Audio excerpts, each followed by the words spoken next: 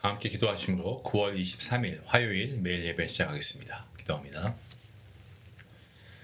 만왕의 왕이신 하나님, 오늘도 하나님의 거룩하시고 위대하신 이름을 높여 찬양합니다.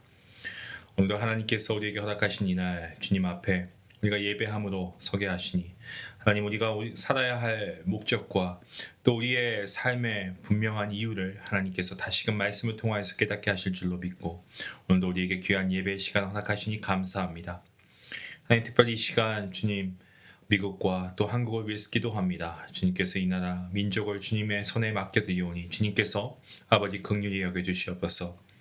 정말 이 땅의 지도자들 가운데 지혜와 공의를 도와주시고 정말 국민들 사이에 화해와 평안을 이루어 주시옵소서. 분열과 다툼이 아니고 정의와 평화가 세워지게 하시고 정말 복음의 기초 위에 세워지는 땅이 될 수 있기를 간절히 원합니다. 특별히 한국과 미국, 정말 우리가 발딛고 있는 이 나라들을 주님께서 축복하시고 세계 속에서 주님의 뜻을 이루는 복음의 통로가 되게 허락하여 주시옵소서.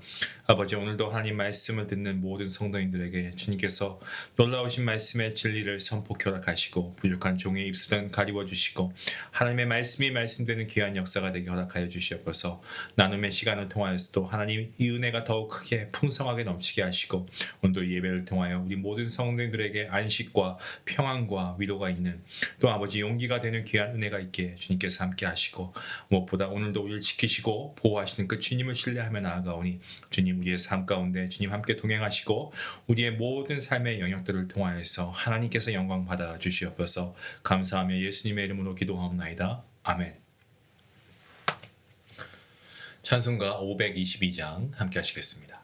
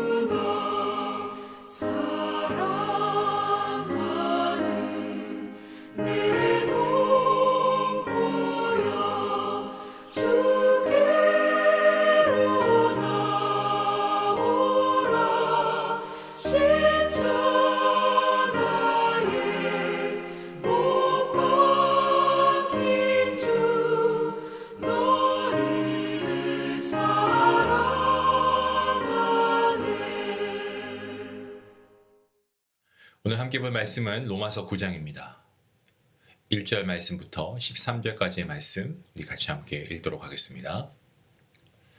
내가 그리스도 안에서 참 말을 하고 거짓말을 아니하노라.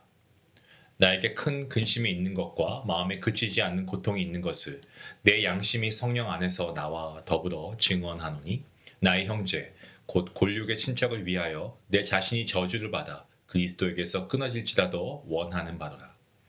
그들은 이스라엘 사람이라. 그들에게는 양자됨과 영광과 언약들과 율법을 세우신 것과 예배와 약속들이 있고 조상들도 그들의 것이요 육신으로 하면 그리스도가 그들에게서 나셨으니 그는 만물 위에 계셔서 세세의 찬양을 받으실 하나님이시니라. 아멘.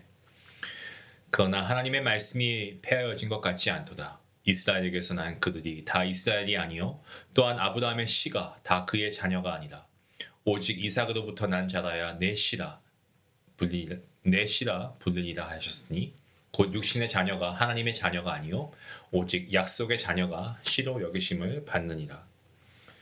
약속의 말씀은 이것이니 명년 이때에 내가 이를 것이니 사라에게 아들이 있으리라 하심이라.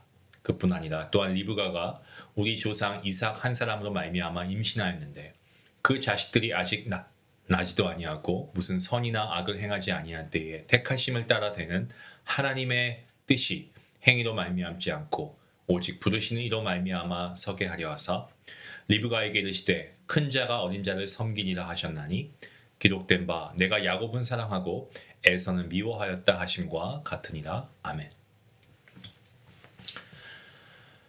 내가 경험한 것을 다른 누군가가 경험하고 있으면 우리가 같은 마음을 가질 수 있죠. 이런 말을 가리켜서 동병상련이라고 하죠. 내가 아파 보면 다른 아픈 사람의 마음을 우리가 이해할 수 있고 내가 굶어 보고 배고파 봤으면 이 굶는 사람의 마음을 이해할 수 있는 것과 같은 거죠. 바울은 주님을 만나기 전에 사울이라고 하는 이름으로 초대교회 성도들을 핍박하던 인물이었습니다. 하지만 주님을 만난 이후에 복음을 오히려 더 증거하고 복음을 위해 죽기까지 동족 유대인들에게 박해를 받는 것까지도 다 그의 몫이었죠. 그러한 상황 가운데 바울은 자신을 핍박하는 이스라엘 민족을 향한 오히려 뜨거운 사랑을 품고 있었습니다. 본문 3절과 4절 말씀에서 바울이 이렇게 고백합니다. 나의 형제 곧 골육의 친척을 위하여 내 자신이 저주를 받아 그리스도에게서 끊어질지라도 원하는 바로다. 그들은 이스라엘 사람이라. 바울은 자신을 핍박하는 동족을 위해서라면 심지어 저주를 받아 그리스도에게 끊어지는 일조차 감수할 수 있다라고 그렇게 고백합니다. 정말 가슴 절절한 마음. 왜 바울은 이렇게 가슴 절절한 마음을 품고 있었을까요? 그것은 바로 하나님의 은혜를 깊이 체험했기 때문에 그렇습니다. 바울은 이전에 자신도 어떻습니까? 동족과 똑같이 그리스도인데 핍박하지 않았습니까? 그것을 기억했죠. 그럼에도 하나님께서는 정말 자격 없는, 정말 가치 없는 자신을 먼저 찾아와 주시고 은혜를 베푸셨습니다. 이 경험을 가지고 있었기에 바울은 지금 자신을 박해하는 유대인들을 하나님의 은혜의 눈으로 바라보면서 사랑할 수밖에 없었습니다. 여러분, 우리가 살면서 기적을 많이 보지 못한다라고 하는데 여러분, 기적 중에 기적은 저는 사람이 변하는 거라고 생각합니다. 그리고 이 사람을 변화시키는 데는 하나님의 은혜가 분명히 필요합니다. 바울은요, 하나님께서 변화시키셨습니다. 그리고 하나님의 은혜를 맛보았고 하나님의 사랑을 체험했습니다. 때문에 그는 동일한 눈으로 동족을 바라보고 있습니다. 이스라엘은 하나님의 택한 백성이었습니다마는 많은 유대인들은 예수 그리스도를 메시아로 받아들이지 않았습니다. 그렇다면 하나님의 말씀이 폐해진 겁니까? 바울이 단호히 말하고 있죠. 본문 6절 말씀에서 하나님의 말씀이 폐해진 것 같지 않도다. 이스라엘에게서 난 그들이 다 이스라엘이 아니요 라고 하고 있습니다. 하나님의 약속은 혈통상의 모든 이스라엘에게 주어진 것이 아니고요. 하나님의 뜻에 따라 택하심을 받은 참된 영적 이스라엘에게 주어진다라는 말씀입니다. 아브라함에게는 하갈을 통해 이스마엘이 있었습니다. 하지만 하나님의 인간적 방법이 아닌 약속의 말씀으로 태어난 이삭을 택하십니다. 또한 이삭과 리브가 그 사이에서 태어난 쌍둥이 에서와 야곱 가운데에서도 하나님은 아직 선이나 악을 행하기도 전에 누굴 택하십니까? 야곱을 택하셨습니다. 그 말씀이 본문 10절 11절 말씀이죠. 자, 이것은 무엇을 보여줍니까? 하나님의 택하심이 인간의 행위가 아니고 전적인 하나님의 뜻과 전적인 하나님의 부르심으로 이루어진다라는 사실을 분명하게 보여주고 있습니다. 하나님의 선택은 하나님의 절대적인 주권 가운데 있습니다. 인간의 눈에 볼 때는 불공평해 보일 수 있습니다만은 모든 인류는 아담 안에서 아담의 후손들이기 때문에 타락했습니다. 이거 우리가 원죄라고 하죠. 그래서 죄의 심판을 받을 수밖에 없는 존재 아니겠습니까? 그럼에도 하나님께서는 그분의 자비하심으로 긍휼하심으로 하나님께서 선택한 자들을 택하시고 은혜를 베푸십니다. 때문에 누구도 하나님 앞에 불평하거나 항의할 수 없습니다. 역사를 보시면 하나님의 은혜는 인류의 역사 가운데 늘 함께 하셨습니다. 아담과 하와가 선악과를 먹었을 때 하나님께서는 즉시 그들을 죽이시지 않으셨습니다. 그렇게 못하셔서가 아니죠. 그렇게 하시지 않았습니다. 은혜, 하나님의 은혜이죠. 은혜로 그들에게 가죽옷을 입히시고 보호하시지 않습니까? 창세기 6장을 보시면 인간의 죄악이 세상에 만연했을 때도 하나님께서는 노아에게 은혜를 베푸십니다. 하나님은 새 인류를 다시 창조하실 수 있습니다. 그냥 다 세상 물로 덮으시고 새로 창조하시는 거 가능하시죠. 하지만 은혜로 하나님의 은혜로 노아와 그의 가족을 구원하심으로써 인류를 이어가십니다. 자, 신약으로 가볼까요? 신약에서는 어떻습니까? 초대교회를 핍박하던 바울에게 하나님께서는 은혜로 다가오셨습니다. 자격 없습니다. 아니, 오히려 더 자격으로 논하면은 전혀 자격의 근처도 갈 수 없는 사람 아니겠습니까? 그러한 바울에게 은혜를 베푸시는 하나님의 선택하심과 긍휼하심, 구원의 역사 속에 반복적으로 계속 신약에서 우리가 볼 수 있죠. 오늘 우리도 마찬가지 아니겠습니까? 우리에게는 하나님의 은혜를 받을 자격이 있습니까? 공로가 있습니까? 단 0.0001%도 없습니다. 전혀 없습니다.